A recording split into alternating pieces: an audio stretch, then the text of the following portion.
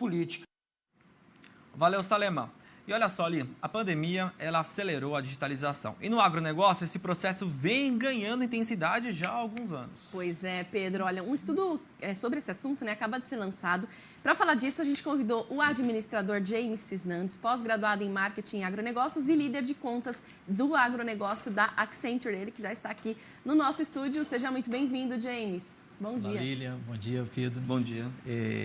Agradeço de antemão o convite, né, para estar aqui com essa audiência qualificada, né, do Grupo Band, né, do canal Terra Viva, e poder compartilhar um pouco sobre esse estudo e o que ele mostra de tendências, né, sobretudo nesse momento de digitalização que está tão crescente. Perfeito, foi bom você tocar nesse assunto, porque antes do estudo eu queria contar saber, né, um pouco de você, como você está vendo todo esse cenário que a gente está vivenciando há muitos anos no agronegócio e nesse segmento também envolvendo tecnologia, inovação, né? Então a gente fala muito de Big Data, blockchain, inteligência artificial. Como que você está vendo, né, todo esse cenário nos tempos atuais? Bom, o agronegócio brasileiro, ele surpreende até o mundo em relação à adoção dessas tecnologias. Surpreende, até uma frase que é muito comum no agro, no passado, os filhos dos produtores rurais migravam para as cidades porque achavam que no campo não tinha espaço para modernização. Hoje o que a gente percebe é uma inversão desse ponto, né? O campo tem muita tecnologia e já, ao contrário, exige que os filhos estejam na cidade estudando para que consigam acompanhar esse movimento de transformação digital. Isso está relacionado às tecnologias de maquinários agrícolas sofisticados, ou seja, exige uma mão de obra qualificada, e também dos trabalhadores da fazenda para as demais atividades de gestão da propriedade rural, que também precisam conhecer. E aí, Lilian, você, quando mostra esse aspecto, me chama a atenção para uma outra questão, que também faz parte do nosso estudo. Nós temos acompanhado aí na imprensa os ataques cibernéticos. Um exemplo, assim, eu estou destacando um que consta no nosso estudo. Como que um produtor rural, um grande produtor rural, tem lá maquinários agrícolas caríssimos, né, tem uma equipe gigante. Será que cibersegurança está na agenda do produtor rural? Olha, parece um fato novo, né? Pergunta interessantíssima, né? Algo que tem que ser pensado, porque é uma empresa a céu aberto, né? As empresas têm intensificado isso. Isso é muito curioso, porque não bastassem os desafios do produtor rural no campo por ter essa empresa a céu aberto, né? Ou seja, quantos fatores podem acontecer de uma chuva de granizo, né? E tantos outros, a questão de clima. Agora ele tem que preocupar com cibersegurança. Ou seja, pode ser que uma máquina dele que esteja conectada, né, IoT, né, numa nuvem hoje, ela tenha esses dados roubados. Uhum. E aí é muito curioso, imagina, se antes havia uma preocupação no campo em relação a o que eu estou plantando na minha propriedade. Hoje, se eu tenho imagens capturadas por drones e eu monitoro a minha fazenda, simplesmente alguém pode roubar esses dados e saber em cada espaço da minha fazenda o que eu estou plantando. Exatamente. Então, existe um aspecto da segurança que deve ser levado em consideração, e o nosso estudo ele abrange, vamos dizer, um panorama muito maior dos desafios dessa era digital. Uhum. Né? Até em função do público aqui, que assiste o seu programa, talvez a gente poderia destacar um pouco mais o que acontece dentro da porteira, né? Olhando para o produtor rural. Porque a gente poderia, e é muito curioso, a gente reforça aqui a riqueza, a grandeza do agronegócio brasileiro. O nosso estudo, se a gente olhar, né, de ponta a ponta, é um estudo completo, é um estudo abrangente, mas, ao mesmo tempo, se a gente olhar, tem outros desafios do agronegócio que nós sequer contemplamos no estudo para mostrar o tamanho desse potencial. Por exemplo, nós não abordamos no estudo nada relacionado à pecuária. Uhum. E se a gente olhar e falar assim, caramba, olha o tamanho desse mercado que ainda tem. Outra coisa que a gente não trabalhou no estudo é o desafio que há e competições entre as próprias cadeias produtivas. Por exemplo, se num determinado estado do país, numa região, eu tenho uma plantação de eucalipto muito forte, né, das indústrias, né, de papel e celulose, de certo modo eu vou concorrer com um espaço que seria para a agricultura. Essa parte do estudo nós não entramos. O que nós procuramos enfatizar nesse estudo são as mudanças no comportamento desse produtor rural, que é esse consumidor, né, esse cliente, e como isso afeta as estratégias das empresas que fornecem produtos, né, insumos para o produtor rural. É justamente isso que a gente quer perguntar agora, Exatamente, né? É muito interessante a sua análise acerca disso, né? Porque o produtor sempre teve ali na conta, né? Lidar com as pragas no campo, mas não sabe das pragas que estão fora, que são os hackers, né? Então temos uma outra mudança. Mas agora vamos falar sobre, nesse sentido, né? Que vocês falam sobre as dores, né? As tendências que impactam desde o planejamento da colheita até as vendas, né? Isso também está dentro do estudo. Eu queria que você falasse um pouco mais acerca disso. Legal, é um ponto interessante, né? O produtor, quando ele está na etapa do planejamento, né, do plantio, ele tem uma série de desafios. E hoje, a tecnologia tem sido uma ferramenta importante para ele. Por exemplo, imagina isso há 50 anos atrás. Ele não teria um aplicativo, por exemplo, de previsão do tempo. E hoje, os aplicativos de previsão do tempo, eles vão no microclima. Então, essa é uma informação bastante útil para o produtor rural. Outra coisa que ele consegue, já por meio da tecnologia, é acompanhar, por meio de ferramentas de inteligência artificial, quais foram as lições aprendidas das safras anteriores.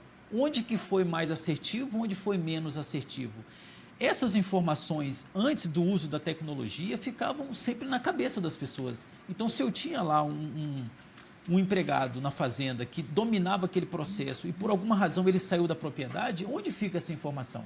Então, hoje, com a tecnologia, todas essas informações podem ser armazenadas e eu posso aplicar ferramentas preditivas para melhorar esse planejamento a partir de uma safra para outra.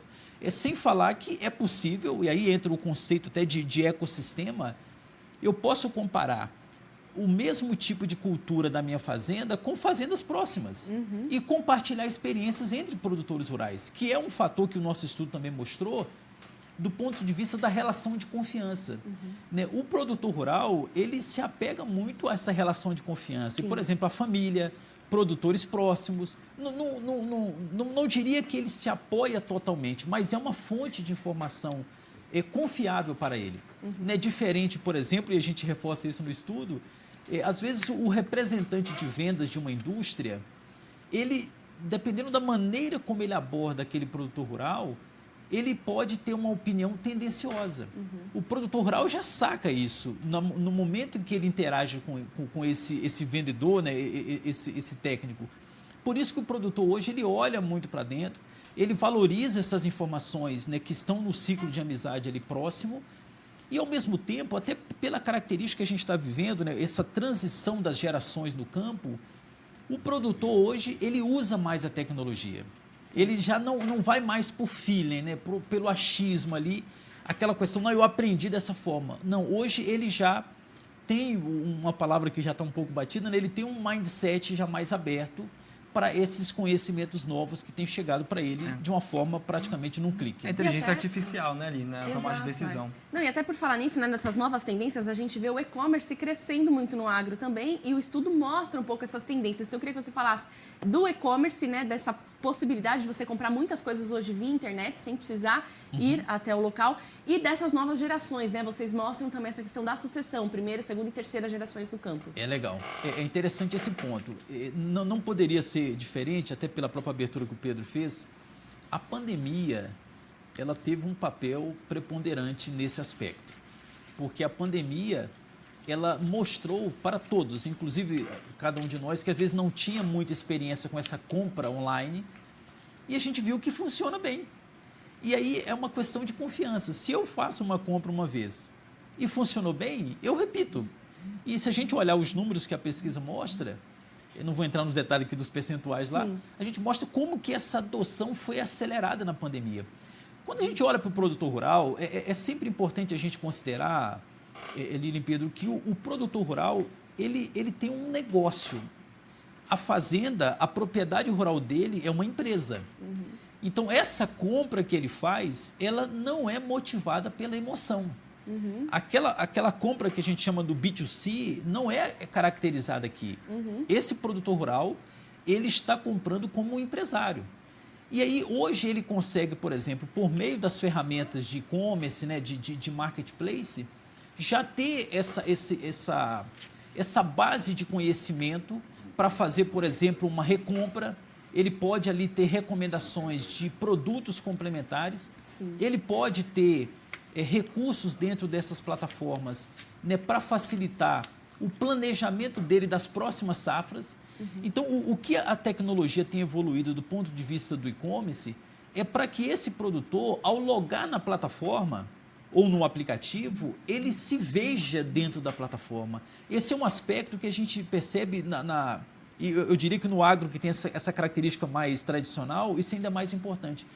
Como que eu atendo milhares de produtores rurais, aí eu estou pensando na perspectiva da indústria, Sim. tratando cada produtor na sua individualidade. Exatamente. Aí entra o que você destacou bem, Pedro, da inteligência artificial.